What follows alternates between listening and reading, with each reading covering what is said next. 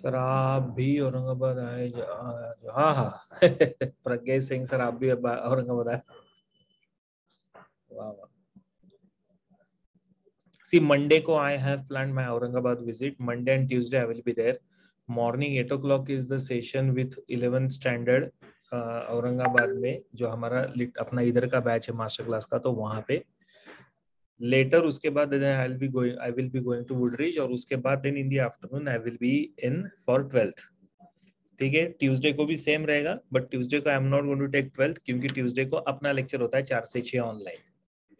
Okay, सो मैं क्या करूंगा, सेम टाइमिंग रहेगा। मॉर्निंग में वापस आपका रेगुलर क्लास मास्टर क्लास का, फिर दोपहर को यानी अर्ली यहाँ जाऊंगा वुडरिज, और उसके बाद फिर 4 से 6 लेक्चर लेके बैक।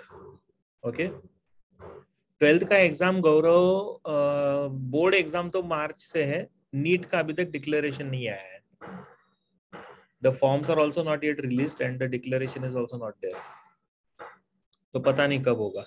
थोड़ा सा डिले हो जाएगा, जून या जुलाई में होगा। आप लोगों का टाइम पे होगा, आप लोगों का मई महीने में होगा सर प्रॉपर। सीबीएसई वालों का बोर्ड्स भी शिफ्ट कर दिया आगे 12th का। हाँ वो तो 26 से कर दिया उन्होंने ना, 26 अप्रैल से। सरप्राइजिंग यार, ICSE is also starting in the month of March I guess. Why they are delaying it so much I don't know. Anyway, उनका प्रॉब्लम है, देख लेते हैं।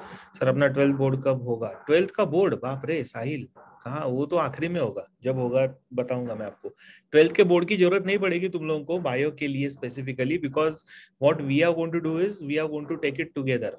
यानी नासिक के लिए अगर राहुल सर है तो he is also going to take it together, मैं भी आप लोगों को साथ में ही करवा लूंगा, तो आपको बायो के लिए इतना प्रॉब्लम नहीं आएगा when it comes to board. Woodridge वालों को तो वैसे भी टेंशन नहीं क्योंकि एनसीईआरटी पढ़ रहे हैं। ठीक है, so you don't have to worry about. चलो anyway, will start with the involuntary muscles. ये एक छोटा सा पार्ट बचा था।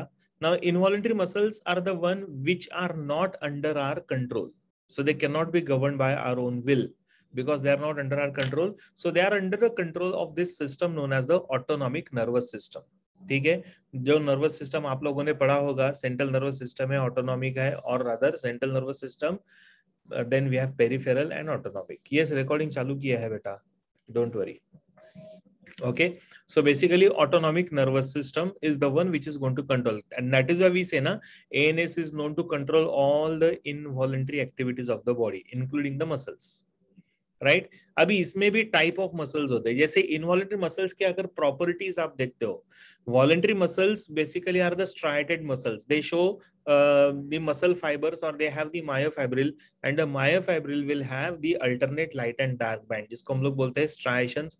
such type of striations are absent. Instead, the smooth muscle cells are going to be elongated, spindle shaped, non-striated, uninucleated and involuntary in nature।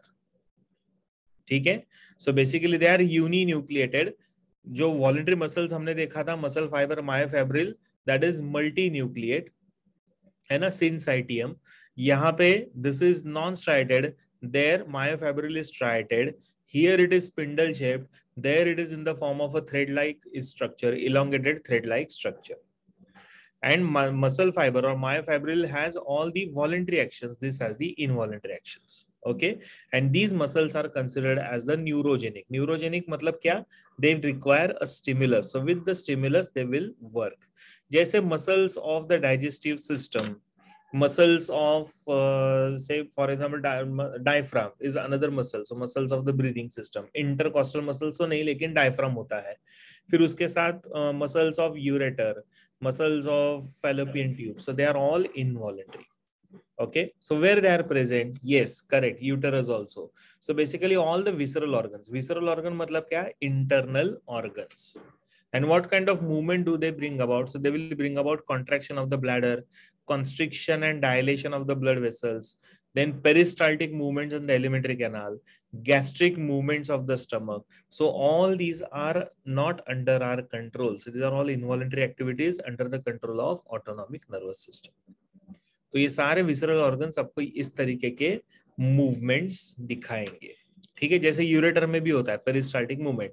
Any organ which is hollow from inside, जैसे for example stomach, is hollow from inside. The walls are made up of muscle. इतना याद रखो. कोई भी organ अगर अंदर से hollow है तो meaning it's wall will be made up of what? Muscles. ठीक है, हॉलो रहेगा तो, अदरवाइज नहीं.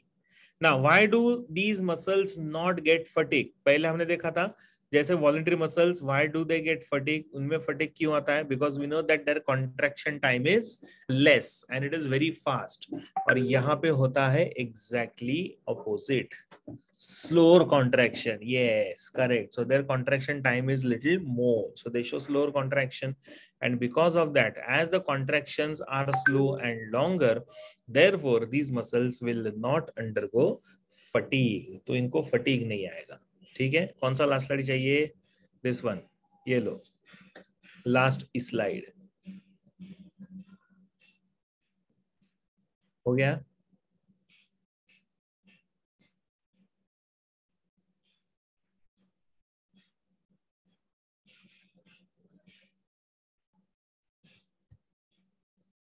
इसके पहले का ये वाला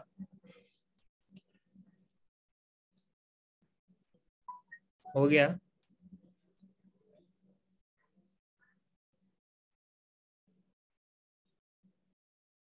done. Lohita,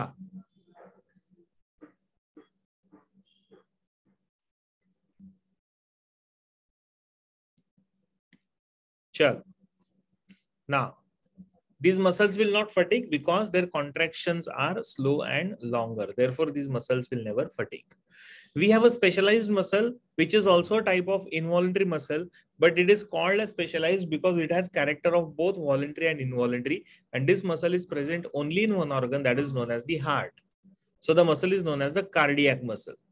And as I said, it has the characters of both voluntary as well as involuntary. So what are the characteristics of these muscles? Now these muscles which are going to form the wall of the heart is known as the myocardium, जो हम लोगों ने already पढ़ा है.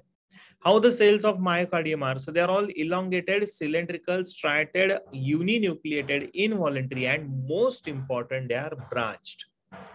तो अगर आप देखोगे ना तो यहाँ पे भी ये जो सेल दिख रहा है आपको पीछे की तरफ, so that cell is a branched cell. But that is not the case with the skeletal muscles and smooth muscles. Correct? So they are all unbranched, but the cells of the myocardium, the cells of the heart or the muscles of the heart are going to be branched one. तो उनमें branches आएंगे. ठीक? Now, if you see here, जैसे अभी ये branches है, बराबर है, तो ये एक पूरा इस तरीके से सेल है, ये एक सेल है ऐसा, इसको देखो कैसा ब्रांच आ गया, like this. So this is one cell. Correct? We have this one cell, इसको एक छोटा सा branch इधर आ गया, so this is another cell. But if you see here, all these cells are attached to each other with the help of a small disc-like structure known as intercalated disc. ये जो blue color का disc आपको दिख रहा है between the cells, that is known as intercalated disc, right? And this is a very important feature of these muscles. So the cells are attached to each other end to end, and the attachment is with the help of an intercalated disc. And at the same time, if you observe these cells, they also show the cross striations. But these striations are not responsible for contraction. It appears like that, but the striations are not made up of actin and myosin. And because this is the character of voluntary muscle, matlab having striations, alternate light and dark band, is a character of voluntary muscle, and the activity of these muscles is not under our control, under our will, is a characteristic of involuntary muscle. इसके लिए हम लोग cardiac muscles को क्या बोलते हैं? The one which has both characteristics of voluntary as well as involuntary. ठीक? Now the heart is considered as myogenic. Myogenic मतलब क्या? Which is basically where the contractions are possible with the help of muscles only, and muscles will control all this activity. So whenever a stimulus comes here, आप लोगों को ये पता है, हम लोगों ने पढ़ा था SA node.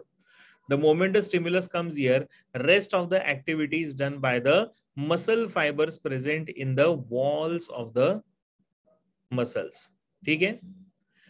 समझ में आ रहा है? So that is why the impulse of the stimulus will originate in the muscle node, and this is the muscle node where this impulse will originate. Therefore, we call this heart as myogenic. Yes, so that's called as the pacemaker or also called as the SA node. Sir, cross striation. Cross striations का मतलब ये आता है बेटा, जैसे for example if we have a cell like this, या ऐसा अगर सेल है, ठीक है, इस तरीके से ये है, तो इसको ना ऐसे ऐसे ऐसे ऐसे स्ट्राइशंस दिखेंगे. They are not made up of actin and myosin, but of course vesicle से बनता है, प्रोटीन मॉलिक्यूल से, लेकिन एक्टिन और मायोसिन नहीं है, तो ऐसे क्रॉस स्ट्राइशंस दिखते, पट्टियां, अथर्व, ठीक है. And the heart muscle is basically immune to fatigue. इसमें फटीग भी नहीं होता है. It is only because due to longer duration of relaxation than the contraction. मतलब कॉन्ट्रैक्शन का ड्यूरेशन कम होता है, रिलैक्सेशन का ड्यूरेशन ज्यादा होता है. कार्डियक साइकिल में हम लोगों ने ये पढ़ा है, जॉइंट डायस्टोल का कॉन्सेप्ट. तो रिलैक्सेशन का पीरियड ये मसल्स में ज्यादा होता है, कॉन्ट्रैक्शन का कम होता है. And that is why these muscles are immune to fatigue. मतलब they will never become weak. ठीक. So this is how the cardiac muscles can be understood. Clear everyone? Any doubts, any difficulties, any problem? Yes sir, बोलो क्या problem है? प्रिया.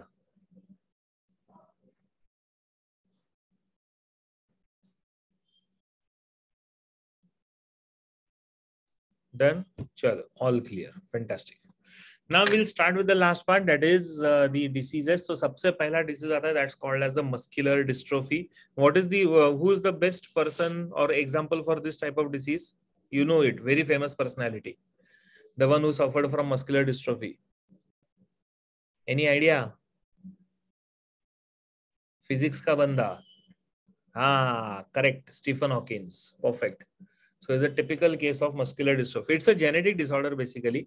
ठीक है. So it's an inherited or a genetic type of a disorder.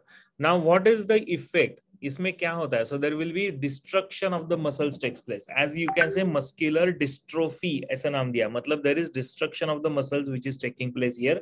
So with the continuous destruction of the muscles, the person will lose that ability to contract. So paralytic affection आना चालू हो जाएगा. You can see the normal biceps and muscular dystrophy का biceps. Look at the size. हाँ, ज्यादा extreme था, यानी otherwise it went on becoming extreme eventually. वो ऐसे ही होता है ना, धीरे धीरे धीरे धीरे बढ़ते जाएगा बीमारी, और उसके बाद then it will go to a particular extreme, जिसमें पूरे बॉडी के मसल्स खत्म हो जाएंगे. Then the muscles of your face, then the muscles of your like neck region. तो उसकी वजह से प्रोनाउंसिएशन नहीं होगा, बातें बंद हो जाएगी, सब कुछ हो जाता है. सो that is how it affects. Okay. Now here what happens, there is degeneration of the individual muscle fiber which takes place. Correct. Muscular dystrophy में होता क्या है? There is degeneration of the individual muscle fibers, and because there is degeneration of the individual muscle fiber and not the entire muscle, पूरा muscle destroy नहीं होता है, धीरे धीरे धीरे धीरे muscle fiber destroy होते जा रहे हैं. And because it appears like that, the condition continues like that, so eventually it will lead to progressive atrophy. Atrophy का मतलब आता है shrinkage. तो पूरे मसल्स का ऐसा श्रिंकेज होना चालू हो जाता है. सारे मसल फाइबर अगर डिस्ट्रॉय हो गए तो मसल बंडल जो रहता है या स्पिंडल रहता है वो एकदम श्रिंक हो जाएगा. And that is why it's a slow and progressive type of a disorder. धीरे धीरे धीरे ये पूरे बॉडी के मसल्स को डिस्ट्रॉय करना और खत्म करना चालू कर देता है.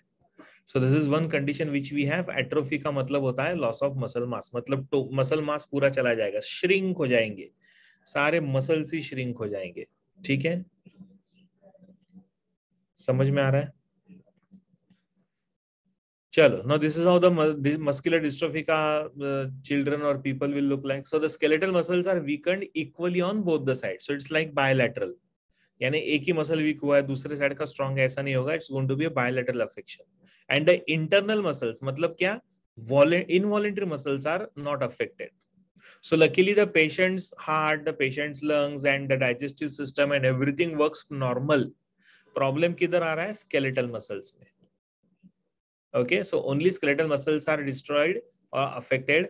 Now इसमें भी अलग अलग टाइप होते हैं, उसमें से most common form of muscular dystrophy is this one, जो ग्रे कलर का अफेक्शन दिख रहा है आपको. So this are the areas which are affected. Okay, जो डार्क ग्रे कलर दिख रहा है ना आपको, this are the areas which are affected. This type of dystrophy is known as Dunkin type of dystrophy. Okay, Dunkin type of dystrophy. एक minute हाँ बच्चों, just give me a minute.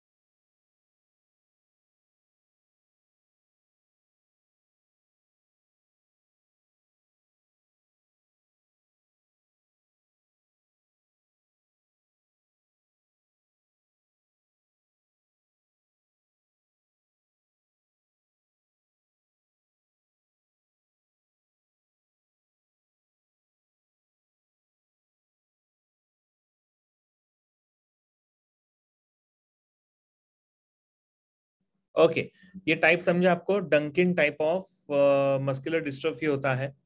This is a typical dystrophy जिसमें all these grey coloured areas are affected, मतलब muscles in these regions are affected. ठीक है. There is one more type, जैसे for example there is one type called as the limb girdle dystrophy. Okay, only extremities and girdles are affected. ठीक है. So that is another. Then there is myotonic dystrophy. We have one more dystrophy that is called as the myotonic dystrophy. There is one more that is known as facioscapulohumeral.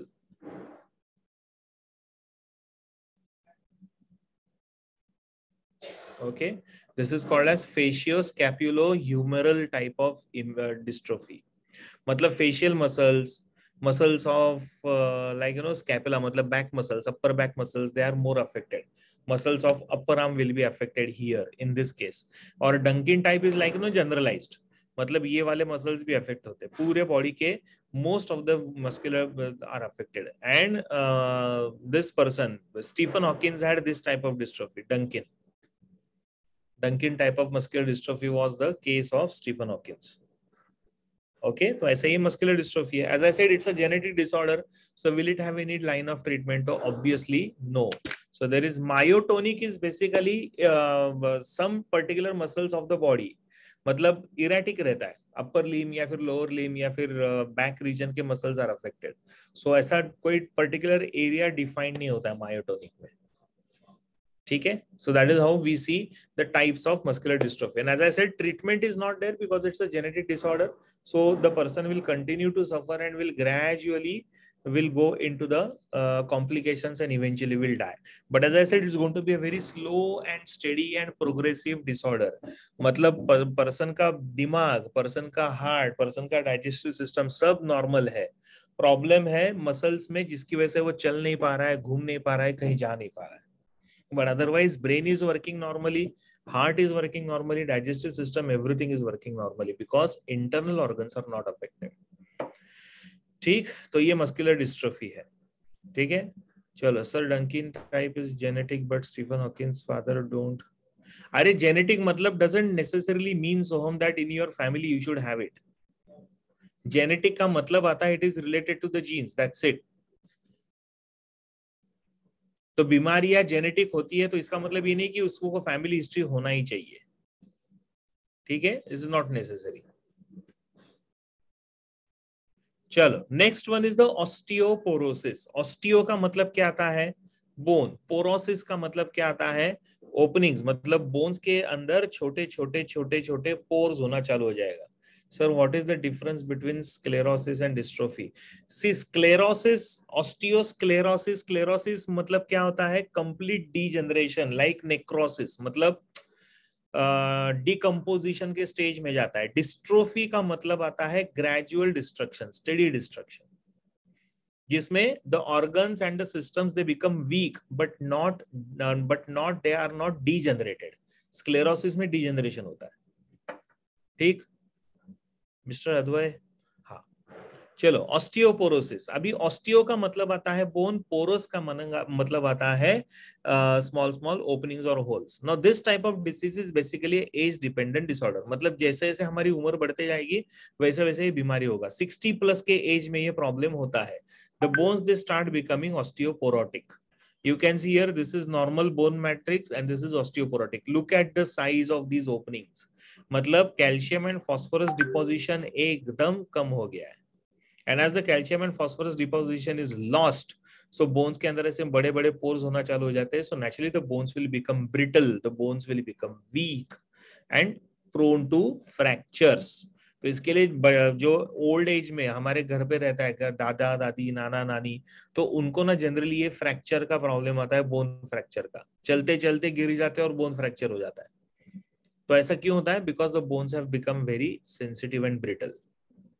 Yes, it is compulsory कि ये होगा ही. ठीक, एक minute. हाँ बच्चों जरा.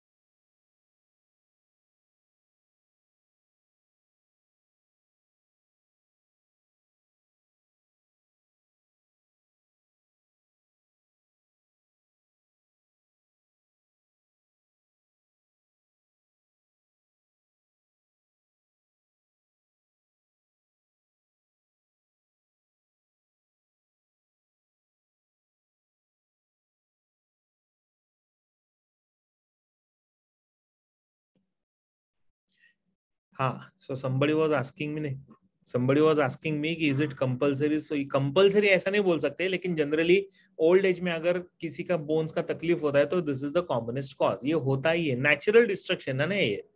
जैसे हमारा होता है ना कि ग्रोथ होता है, डेवलप बर्थ होता है, बर्थ के बाद डेवलपमेंट होता है, डेवलपमेंट के साथ साथ ग्रोथ होगा, ग्रोथ के बाद then the development rather growth will stop, development will continue and then gradually there is old age, and old age के साथ डिस्ट्रक्शन चालू हो जाता है। तो बस वही होता है।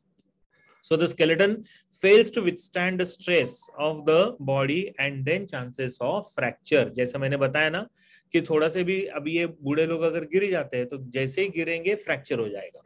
This is a very common fracture, fracture neck femur ऐसा बोलते हैं इसको। ये जो फ्रैक्चर यहाँ पे दिख रहा है आपको पिक्चर में, this is known as fracture neck femur. Neck of the femur bone is fractured because of osteoporosis. Right तो यहाँ पे पूरा नया मेटल का हेड बनाना पड़ता है, बिठाना पड़ता है। तो ऐसे मेटल का हेड आता है जिसको एक ऐसा बड़ा सा एक ये रहता है, ठीक है, तो ये ऐसे अटैच कर देते हैं इसके अंदर, बोन के अंदर रॉड रहता है, it's very sharp at this, तो वो अंदर घुसा देते हैं बोन के, and this is how it is fit, ठीक है। ऑस्टिन मूर प्रोस्थेसिस ऐसा बोलते हैं उसको, प्रोस्थेसिस बोलते हैं उसको, that's called as Austin Moore prosthesis, yes correct. So that is how it is seen. Pain कैसे होगा साहिल? पेन होने के लिए हम लोग कॉन्शियस थोड़ी रखते हैं पेशेंट को, राइट तो वो तो अनकॉन्शियस रहेगा, मतलब एनेस्थेशिया देते हैं और उसके बाद तो नॉर्मल हो जाता है। Austin Moore, Austin OSTIN MOORE, bone ossify होगा ही नहीं ना, ये तो टूट गया ना, तो आपको ये तो रिप्लेस ही करना पड़ेगा। Ossified bone will never fuse, fusion के लिए उनके अंदर कुछ रहा ही नहीं ना, मतलब सॉरी पोरोटिक बोन्स, ऑसिफाइड नहीं, पोरोटिक बोन्स विल नेवर फ्यूज, क्योंकि अंदर कुछ है ही नहीं ना फ्यूजन के लिए। सो अगर पोरोटिक बोन रहेगा, टूट गया, फ्रैक्चर हो गया, तो you don't expect it to fuse, so आपको ये ऐसे आर्टिफिशियल स्ट्रक्चर्स लगाने पड़ते हैं।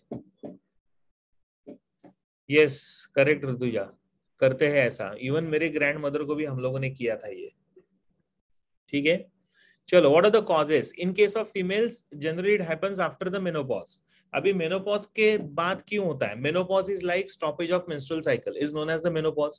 तो ये कब होता है? क्योंकि basically there are two hormones, one is oestrogen, the other one is progesterone. उसमें से oestrogen is responsible for maintenance of the calcium balance, correct? Calcium का deposition takes place because of estrogen, and the level of estrogen goes down, and because level of estrogen is down, so there will be loss of calcium from the bone, और bone से calcium का loss अगर हो जाएगा, then the bones start becoming osteoporotic. इसके लिए ऐसा बोलते हैं that if a female comes in the menopausal age, they should start taking calcium tablets, ऐसे बोला जाता है। लेकिन वो भी बहुत ज्यादा लेना नहीं चाहिए, नहीं तो हाइपर कैल्सियमिया वाला कंडीशन हो जाता है, तो वो भी नहीं होना चाहिए। अच्छा, ऐश्वर्या को मैंने माइक दे दिया।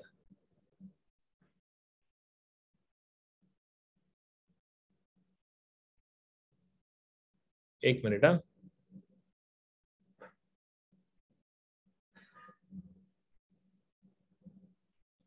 ओके।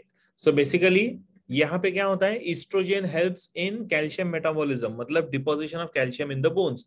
अभी ईस्ट्रोजन ही नहीं है तो कैल्शियम डिपॉजिट नहीं होगा, so there is loss of calcium from the bones, और जैसे ही कैल्शियम का लॉस होगा, the female will suffer from osteoporosis, तो इनको ऑस्टियोपोरोसिस होना चालू हो जाएगा, very common condition. Okay, the other causes, deficiency of vitamin D, obviously because vitamin D helps in synthesis of calcium या फिर deposition of calcium, then deficiency of calcium which is direct cause, then deficiency of the sex hormone जो अभी मैंने बताया, estrogen in female, ठीक है, and then deficiency of thyrocalcitonin, ये भी, this is one hormone, okay, thyrocalcitonin, which is the one which helps in calcium metabolism, ठीक है। हम लोग पढ़ेंगे इसको, मैं पढ़ाने वाला औरंगाबाद वालों को, तो उस टाइम पे आएगा, नासिक वालों को ऑलरेडी शायद हो चुका है। So thyrocalcitonin, the hormone which is secreted by the thyroid gland, cells of the thyroid gland, so that's called as thyrocalcitonin. So this helps in maintenance of calcium metabolism. उसका भी deficiency हो जाता है तो then there are chances of osteoporosis. इसमें testosterone भी आएगा to certain extent. Okay, चलो इसे लिख के रखो फटाफट।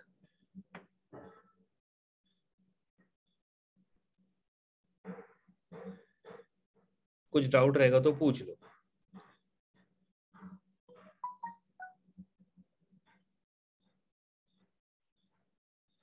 Shall we move ahead now? आगे बढ़े।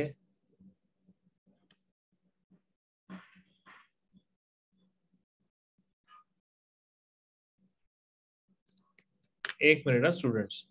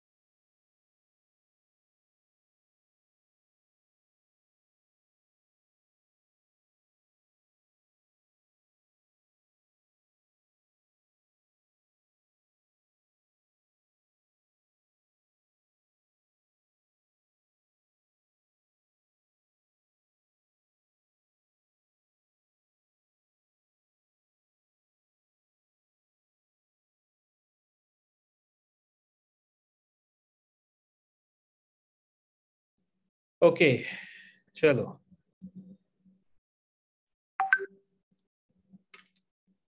एक मिनट। वापस एक मैसेज आ गया। बराबर मेरा लेक्चर का टाइम और ये लोगों का मैसेज करने का टाइम एक होता है।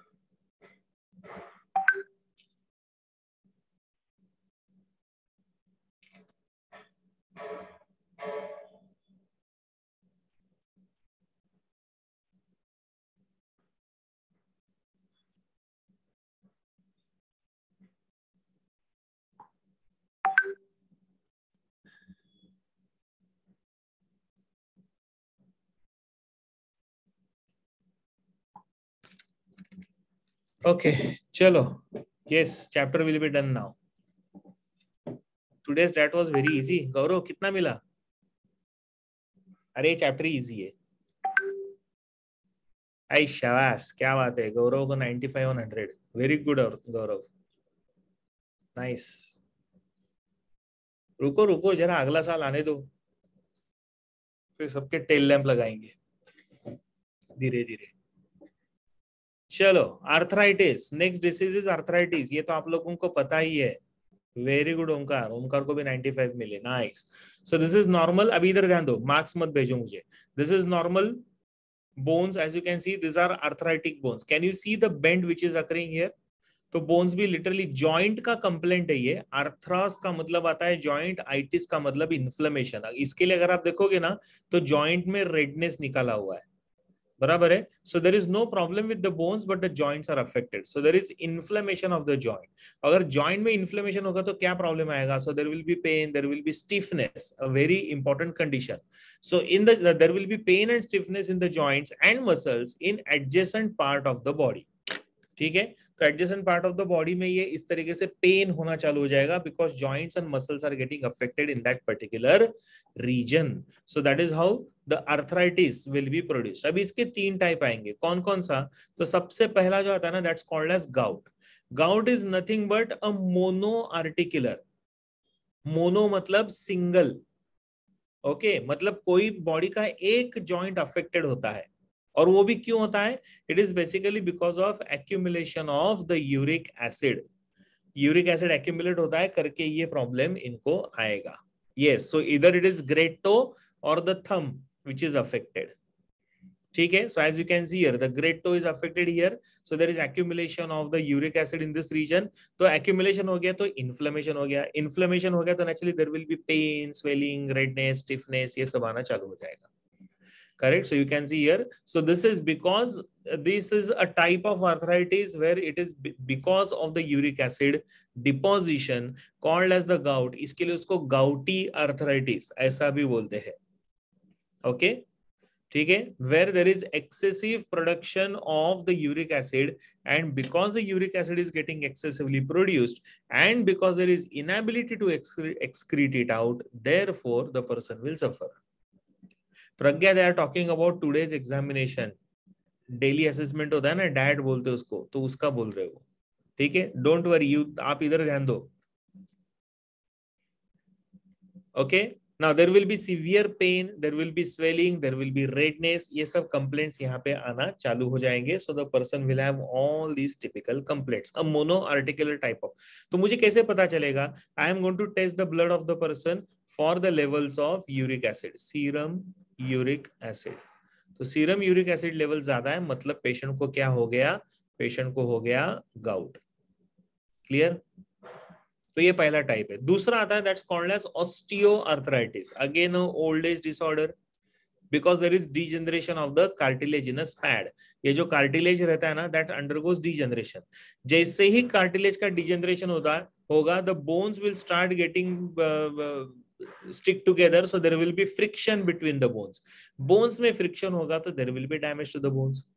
So that will lead to inflammation, फिर pain, फिर redness. तो knee joint का ये सबसे common problem found in the old age.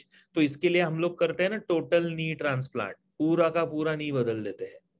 So that's a surgery which is done for cases of osteoarthritis. क्योंकि इसमें ना पैर भी बाद में bend होना चालू हो जाता है because the joint is weak. Yeah, last slide 1 minute. ये लो, last slide 1 minute. हो गया?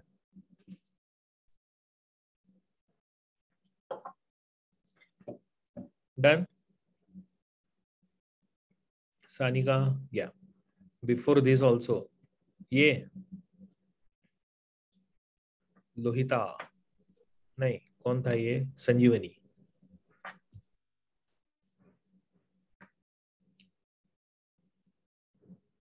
डन? संजीवनी. लेग्स क्यों काटेंगे दीपंकर? जॉइंट अफेक्टेड है ना, तो वो जॉइंट का ट्रीटमेंट करो बस. ऑस्टियोआर्थराइटिस में you don't have to cut the legs. आपको सिर्फ ये वाला रीजन कट करना है और यहाँ पे आर्टिफिशियल जॉइंट इस तरीके से बिठा देंगे लाइक दिस. सेम है ना, मेटल का, स्टील का बना हुआ आर्टिफिशियल जॉइंट इधर फिट कर देंगे और पटेला भी मेटल का ही रहेगा लाइक दिस. हो गया. This is called as total knee transplant. Okay, चलो. तो हाँ, वो जो आर्टिफिशियल फिट करेंगे उसमें भी फ्रिक्शन होगा ही ना? कैसे होगा? It will be like this joint ना, तो इसको यहाँ पे भी स्मूथ सरफेस रहेगा ना, तो फ्रिक्शन क्यों होगा? कार्टिलेज की तरह. ठीक. Yes sir. So the parts affected are basically the knees, the hands, the spine, etc. लेकिन commonest is the knees. सबसे common 95% of the cases are of knee. ठीक है, हैंड्स यानी ये वाले जॉइंट्स या फिर रिस्ट जॉइंट हो सकता है या फिर एल्बो जॉइंट हो सकता है. Spine is like your vertebral column but very rare. Right, so this is known as osteoarthritis. And the third most important and the commonest condition, अच्छा, osteoarthritis is again found in old age. आपको old age में ही मिलेगा. Calcium female में commonly होता है, common in females. क्योंकि calcium deposition कम है तो ऑस्टियोपोरोसिस होगा या फिर ऑस्टियोआर्थराइटिस हो जाएगा, ठीक है, डिपेंड्स ऑन द टेंडेंसी। लेकिन third one is the one which is found across all the ages, that's called as rheumatoid arthritis. छोटे बच्चों में भी होता है, छोटे बच्चों में होता है तो उसको हम लोग बोलते हैं जुवेनाइल आर्थराइटिस। जुवेनाइल मतलब small children. Okay, so here there is inflammation of the synovial membrane. थोड़ा सा फर्क है, पहले दो में हमने क्या देखा था, पहले में गाउट में there is deposition of uric acid, तो एक ही जॉइंट में होता है। दूसरे में हमने देखा that the cartilage of the joint is getting damaged, affected, degenerated, so the bone में फ्रिक्शन होके बोन का डैमेज होगा। Here there is inflammation of the synovial membrane, तो synovial membrane का ही inflammation होता है, and because it basically has the tendency for inflammation of the synovial membrane, so whichever joint which is freely movable joint containing synovial membrane will be affected in this. So जैसे आप देख सकते हो shoulder joint, elbow joint, wrist, intercarpal joint, metacarpo carpal joint या फिर metacarpo carpal joint, metacarpo phalangeal joints, ये सब affect होगा। हिप जॉइंट अफेक्ट होगा, knee joint, ankle joint, everything will be affected. So whichever joint which is a freely movable containing synovial membrane will be affected here. So the membrane thickens, membrane में thickening आना चालू हो जाता है क्योंकि inflammation हो गया तो membrane का thickening होगा, and the amount of synovial fluid here will increase. अब ये pressure इतना ज्यादा हो जाता है that there will be severe pain, मतलब fluid भी ज्यादा हो गया क्योंकि membrane का thickening हुआ है तो membrane ने अपना एक action दिखा दिया by releasing more amount of fluid, and because the fluids are more so the pressure is more. Pressure की वजह से patient को severe pain आना चालू हो जाता है, ठीक है। तो ये एक टिपिकल पैथोफिजियोलॉजी हम लोग बोलते हैं कि how it affects the person's body. Then there will be deposition of these abnormal granules called as the pannus formation. Pannus is basically a protein granule. तो ये ग्रैन्यूल्स डिपॉजिट होना चालू हो जाएंगे जॉइंट्स में, okay, and then there will be erosion of the cartilage. Erosion मतलब damage, ठीक है. This is normal joint, this is osteoarthritis, this is rheumatoid arthritis. See the difference. Osteoarthritis में बोन्स ही टच हो गए, एंड ऑफ द बोन्स, क्योंकि cartilage is lost. लेकिन यहाँ पे देखो inflammation of the membrane is taking place, ठीक है. तो ये फर्क है. So pannus formation will be there, and because of that the pannus formation, because of these pannus formation में क्या होगा, the deposition of these protein granules will take place here in this region. capsule के अंदर deposition होगा, so it further adds up to the inflammation, and then eventually ये बाद में क्या होता है, eventually the joints are deformed. deformed मतलब क्या, जॉइंट में मूवमेंट नहीं होगा, परमानेंट डैमेज होगा. The joints will be locked. जैसे हैंड ऐसा हो जाएगा या फिर इस तरीके से उंगलियां हो जाती है, ये आर्म इस तरीके से हो जाता है, तो it look something like this. जो मेरा हाथ अगर आपको दिख रहा होगा तो ये ऐसे दिखना चालू हो जाता है. This is known as swan neck deformity. The hand appears like a neck of a swan, like this, तो ऐसे रहता है, ठीक है. So this is called as the swan neck deformity. तो ये सब प्रॉब्लम्स आते हैं in case of rheumatoid arthritis. Clear? Again it's a gradual degenerative type of a disorder. You can recover the condition but you cannot cure the condition. ठीक.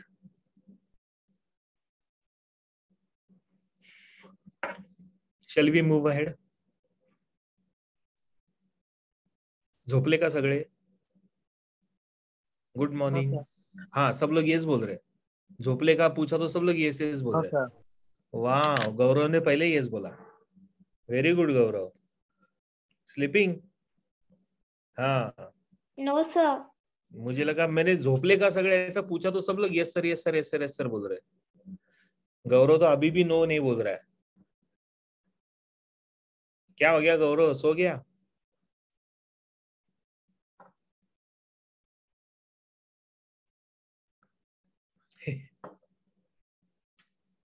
तेरा message late नहीं जा रहा है, तेरा मैसेज मैं जानबूझ के पढ़ नहीं रहा हूं मैं गौरव, ताकि मैं तुझे उठा सकूं. जाग जा. हाँ, गुड साई प्रसाद, नाइस. गौरव, गौरव है ऐसे बोल रहे हैं. चलो, next disease is myasthenia gravis. Any famous personality you know who's suffering from this disease? Suffering from disease ऐसे बोला है, suffered नहीं, suffering from मतलब अभी भी जिंदा है. Very good. प्रज्ञा को नींद आ रही है. प्रज्ञा सो जा. Yes, any person you know. नहीं, खली को नहीं है. खली को तो जाइगेंटिज्म का प्रॉब्लम है. There is one very famous personality. His name is Mr. Amitabh Bachchan. He is a case of myasthenia gravis. Okay. We have one more personality, very famous personality from Hollywood, Mr. Sylvester Stallone. He is a case of myasthenia gravis. Okay. तो ये सब ऐसे कुछ मुकेश अंबानी का पता नहीं मुझे, उसको माइस्थेनिया ग्रेविस है कि नहीं, लेकिन ये दोनों को है, ये इतना पता है मुझे. ठीक है, बोलता हूं मैं. It's a type of auto immune disorder. Auto immune disorder मतलब क्या? The body will start detecting its own muscle cells as the non self and they will start destroying this. Autoimmune condition develop हो जाता है. So the acetylcholine receptors are blocked at the neuromuscular junction. So the further transmission of the impulse will fail. इधर transmission ही नहीं हो जाता है क्योंकि acetylcholine is blocked.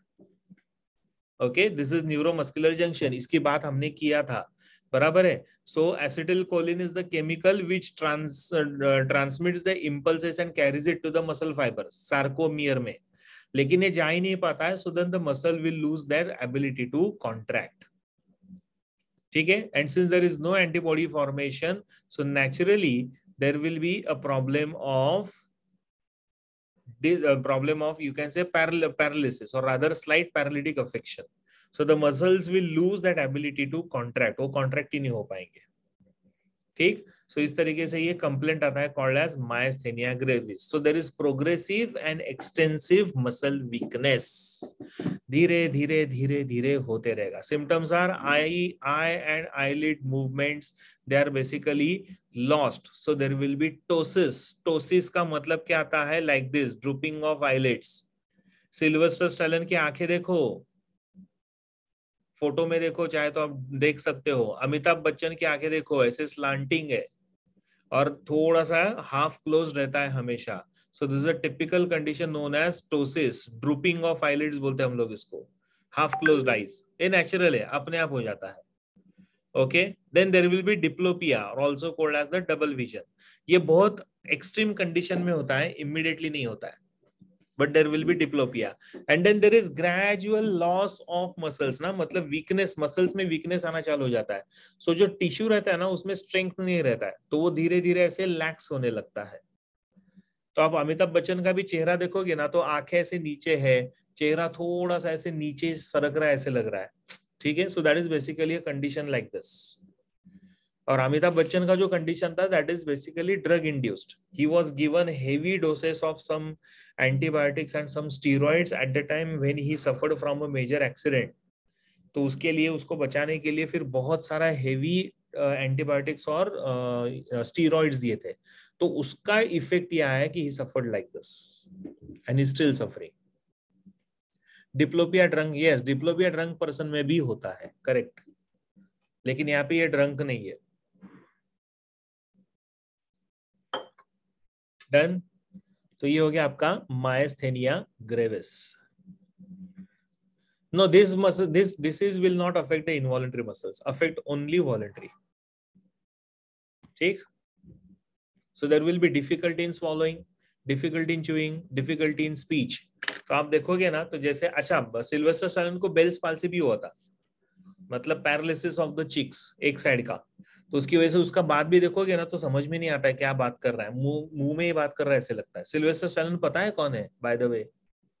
Who is Sylvester Stallone? Singer. वाह वाह वाह. He is an actor. Bollywood का वन ऑफ द हॉलीवुड का one of the top most actors, veteran actor है.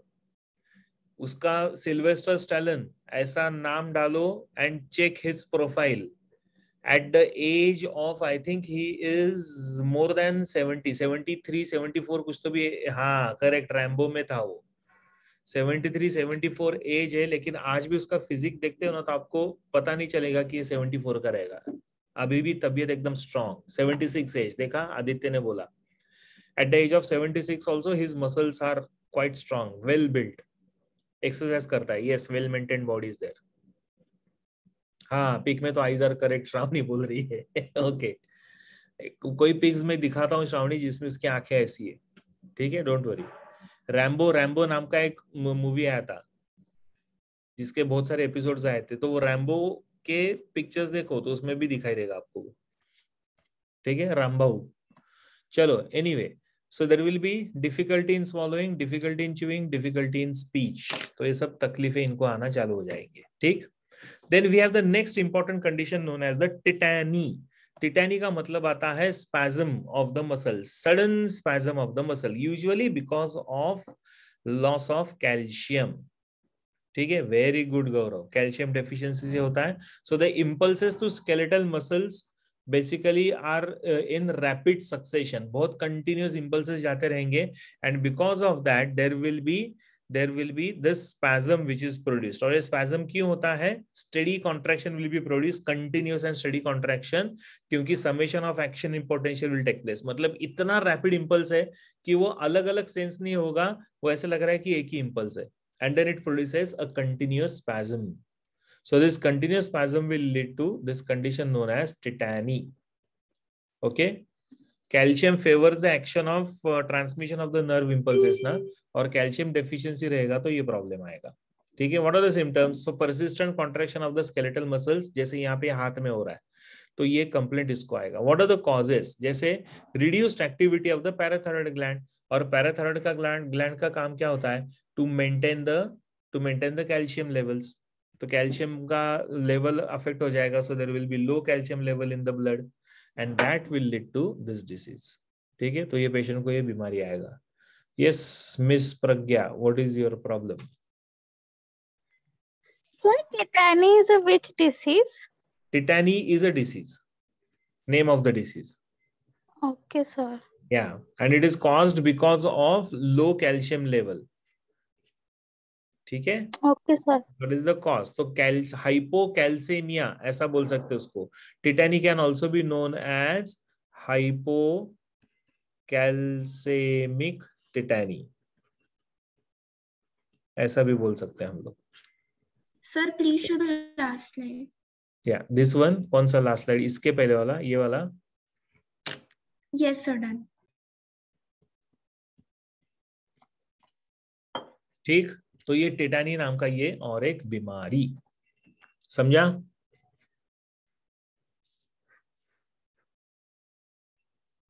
अभी इसमें कुछ डाउट नहीं हुआ तो क्या करूं मैं?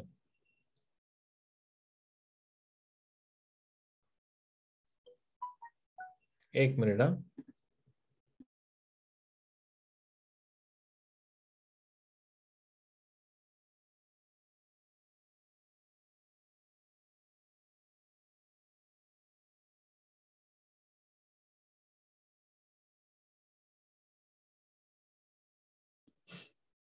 बोलो बोलो सर, दिखाना वो वाला स्लाइड। कौन सा वो वाला स्लाइड?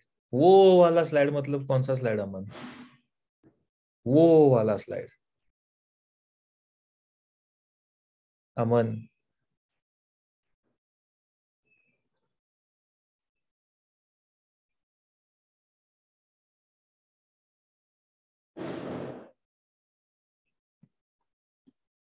वो वाला स्लाइड, ये वाला सर, इसके भी पहले वाला।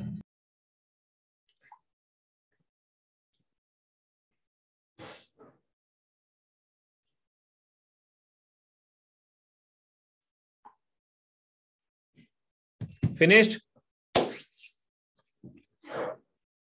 हो गया क्या सबका लिख के?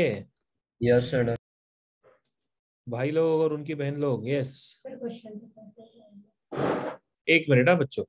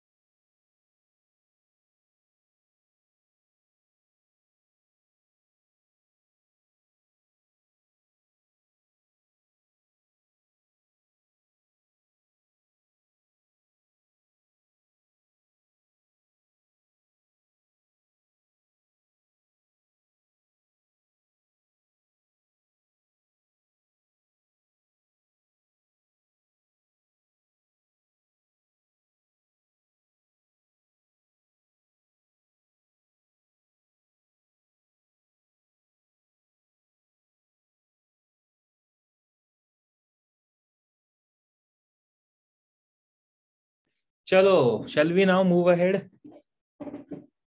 ठीक, यस सर।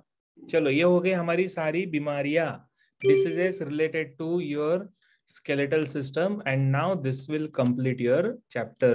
तो आपका फाइनली ये चैप्टर खत्म हो गया। ओके चलो नाइस। अभी हम लोग चालू करते हैं नेक्स्ट चैप्टर, लेकिन नेक्स्ट चैप्टर चालू करने के लिए मुझे क्या करना पड़ेगा? मुझे रिकॉर्डिंग बंद करनी पड़ेगी ना? सर आपने प्रीवियस लेक्चर में कहा था कि आप कौन सा तो वीडियो दिखाने वाले हैं इस वीडियो चैप्टर से रिलेटेड।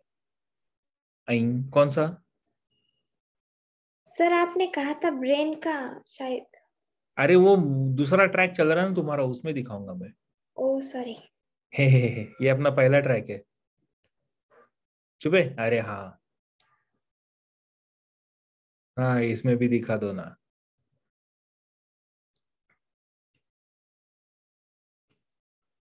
फ्री वाली पिक्चर बट रही है क्या?